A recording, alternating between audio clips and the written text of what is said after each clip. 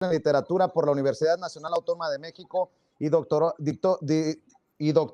en Filología Española por la Universidad Autónoma de Madrid, para que veamos las influencias del neoliberalismo en los medios de comunicación, que empieza con la publicidad.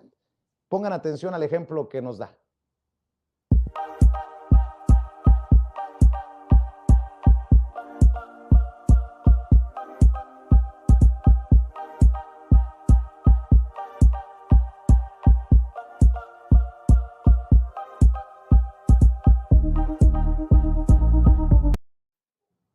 Bueno,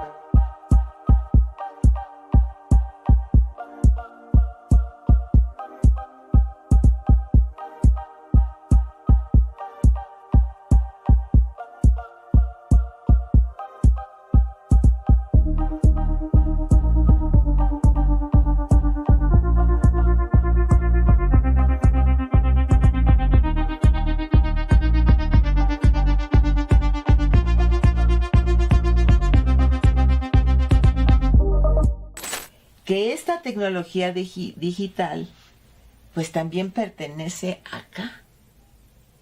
Entonces, si bien por la libertad de expresión y el derecho a la información y todo les permiten entrar, son constantemente saboteados, les bajan algunos programas, los multan o los quitan que porque cometieron alguna infracción, en fin, están controlados.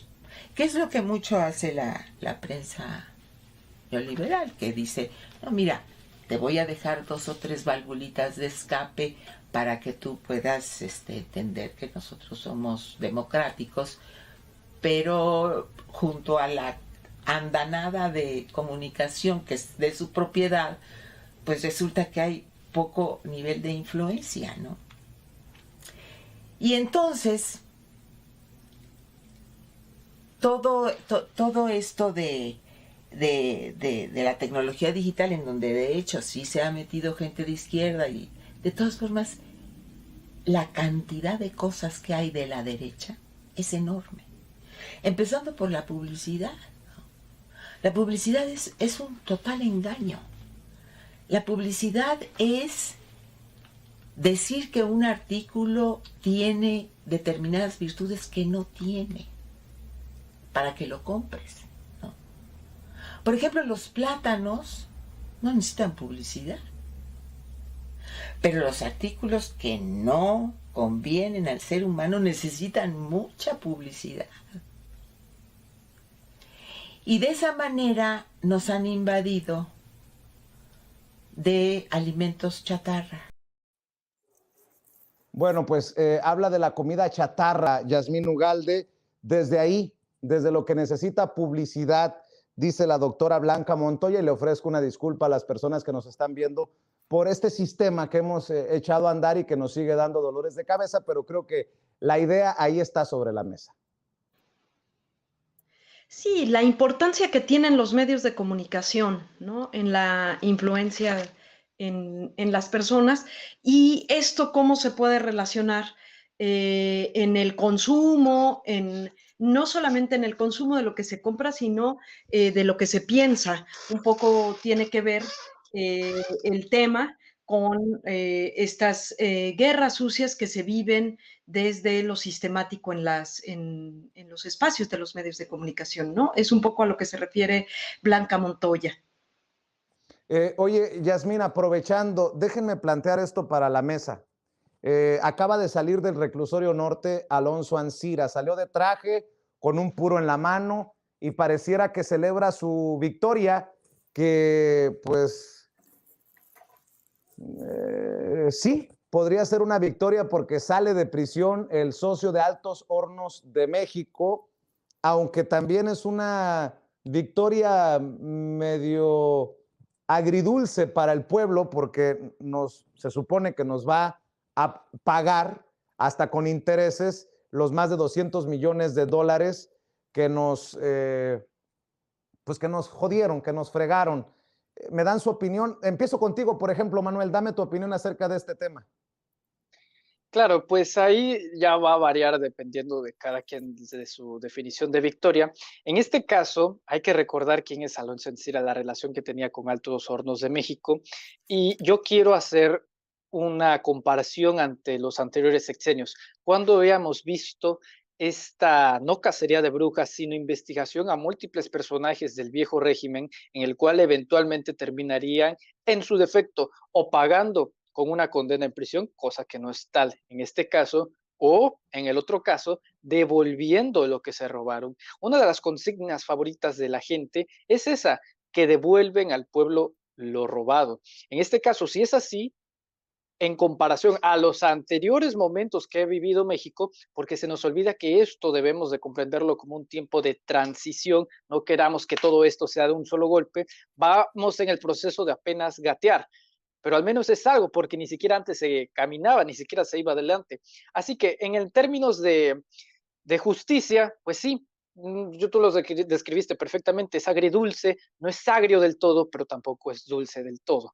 Entonces, en ese aspecto, y aparte por el modo, el gran mensaje que es esa salida de prisión y por la forma, pues sí, al final de cuentas es un hombre que sale libre, pero también es un hombre que va a devolver lo que se le robó a México. Ahora, hay que fortalecer sin duda los mecanismos para que no solamente devuelvan lo que se robaron, sino para que también paguen con creces y con tiempo de su vida para que no se les ocurra volverlo a hacer. Y pues ahí andan, como dijera el presidente, todo este sistema del Estado, pues es el elefante reumático y pues a poco se tiene que ir moviendo, pero que se mueve, se mueve. Lo dice bien, creo yo, Manuel Pedrero, por lo menos es regresarle al pueblo lo robado, que es una de las bases también de esta cuarta transformación, Alina Duarte.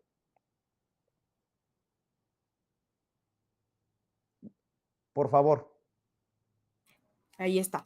Yo creo que hay que ponerlo todo en su justo sitio. A mí me parece que también esta lógica de tener encarcelada a la gente sin establecer mecanismo de reparación de los daños también ha sido una constante de nuestro sistema judicial, ¿no? O esa noción que se tiene de justicia, cuando en realidad también a mitad de una pandemia habría que estar pensando también en qué se van a ocupar esos más de 216 millones de dólares, donde definitivamente el gobierno, ¿no? El Estado mexicano requiere de esos ingresos que veo va a pagar también en tres pagos, ¿no? Ya puso como garantía 50 propiedades, uno de ellos va a venir el próximo 30 de noviembre, después 30 de noviembre el 2022 y 2023. Yo creo que habría que pensarlo más en esos términos y pensar también en establecer estos mecanismos de no repetición.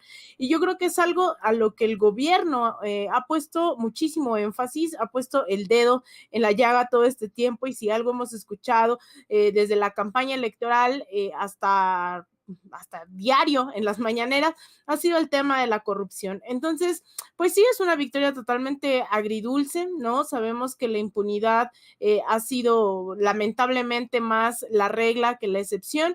Sin embargo, pues vamos avanzando y yo creo que estaría yo pensando más en eso, en cómo se le da seguimiento a un caso como el de nitrogenados, para generar, ¿no? Esos mecanismos de redistribución de las riquezas, reparación del daño y sobre todo las garantías de no repetición. Meme Yamel, dame tu opinión acerca del caso de Alonso Ancira, porque es un caso en la boca de todos en estos momentos porque acaba de salir del reclusorio norte. Y que a nadie se le olvide que también Alonso Ancira es un ejemplo de lo mediático que se puede ser y de cómo funcionan los medios de comunicación. Agronitrogenados, esta planta, todo esto fue ocultado por los medios de comunicación en tiempos de Enrique Peña Nieto. No querían que saliera, lo ocultaron con todo el conocimiento de causa. Y digo con todo el conocimiento de causa porque el candidato del PRI, en ese entonces presidente, era el presidente de Televisa, un presidente que puso Televisa. Entonces, no había manera humana en la que estos rumores que decían uno que otro medio de comunicación que pasaran desapercibidos por los grandes medios, como lo fue Televisa, como lo fue TV Azteca, como lo fueron todos estos medios de comunicación. Entonces, él también es una pues sí es un efecto de los medios de comunicación, es una consecuencia de lo que nos vendieron, ¿no? Formó parte de lo que nos vendían, de esta reforma energética que nos mal vendieron, que iba a bajar la luz y que yo hoy sigo esperando ver a qué hora bajaba la luz, porque no hemos visto nada de eso, y que después Pedro Joaquín Caldwell se arrepintió y reculó en frente de Rocío Nale y dijo, no, pues es que la reforma nunca estuvo destinada para que bajara la luz. Ah, no, pero nos la vendieron así. Y yo me acuerdo de estos comerciales que salía, que creo que era un carpintero y luego una señora ama de casa diciendo que, ay, es que va a bajar la luz y, ay, compadre, que no sé qué. Me acuerdo perfecto de estos comerciales porque eran emblemáticos. Alonso Ancira viene con todo este paquete, ¿no? Alonso Ancira viene con el paquete de más y mejores energéticos, fertilizantes, bueno, cosas que nunca pasaron. Y ahí jugó un parte muy importante los medios de comunicación, unos en ocultarlo, pese a que había uno que otro medio que lo estaba alzando la voz, que estaba mencionando y que lo estaba presionando y que estaba en peligro, porque en estos tiempos pues estaba en peligro la libertad de expresión de aquellos que cuestionaban al poder, y que cuando el escándalo se volvió internacional no les quedó de otra más que abrir carpetas de investigación. Cuando el escándalo llegó desde otros países no les quedó de otra más que aceptarlo, pero mientras tanto intentaron juntarlo en ese país. Entonces creo que este también es un gran ejemplo, pero de verdad gran ejemplo, para que vean cómo es que los medios de comunicación son parte importante de los poderes políticos, son parte importante y han funcionado como si fueran poderes, pese a que deberían de ser contrapesos. Se dice, ¿no?, que el periodismo es el cuarto poder, pero en realidad debemos de tomarlo mucho más en serio. Yo sí creo que aquí hay que cuestionar más a aquellos medios de comunicación que se vieron obligados, en el caso de Ancira, a exhibir las noticias cuando ya no les quedó de otra, mientras que lo ocultaban a sabiendas de lo que estaba pasando. Y por eso lo rescato. Hoy Alonso Ancira, pues sí, aceptó más bien Pemex acepta la oferta de Ancira con todo y los abonos, como los abonos Electra, dirían por ahí, pero pues sí es una parte positiva. Y luego lo demás, eso le va a enseñar, y aquí la pregunta que yo hago es, eso le va a enseñar a todos los otros corruptos que simplemente con pagando se obtiene el perdón. ¿Qué hay del castigo para que no lo vuelvan a cometer? 200 millones de dólares, no sé si le duelan a Alonso Ancira, aunque los paguen como los abonos, no me termina de quedar claro si con eso ya se tuvo un suficiente escarmiento para que no se vuelva a cometer ese tipo de delitos, porque si algo ha faltado en México es eso, castigos ejemplares, sanciones ejemplares para evitar que estas cosas vuelvan a repetirse. Yasmín Ugalde, ¿cómo lo ves tú? Lo pensaría en dos espacios. Por uno, un poco esto que dice Alina, un poco con lo que termina Meme, y lo enmarco en esta frase que dice el presidente: perdón sí, olvido no. Es importante redefinir la palabra justicia, darle un nuevo valor, pero sobre todo buscar mecanismos que impidan la repetición de estas prácticas, no solamente corruptas, sino que en muchas ocasiones han quedado impunes. Pero sí es más importante que buscar el castigo de los que ya lo hicieron, buscar espacios que no propicien momentos como estos que vivimos. Y por el otro lado, por supuesto que sí, esto que dice Meme es importantísimo. Este caso está enmarcado en un espacio, una vez más, donde los medios de comunicación influyeron bastante. Por supuesto que sí.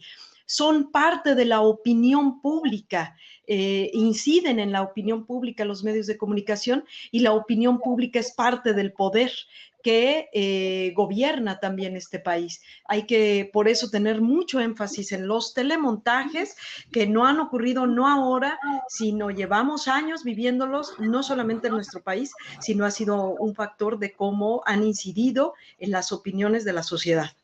Y precisamente, ya que estamos en este tema, en Cuarto Grado,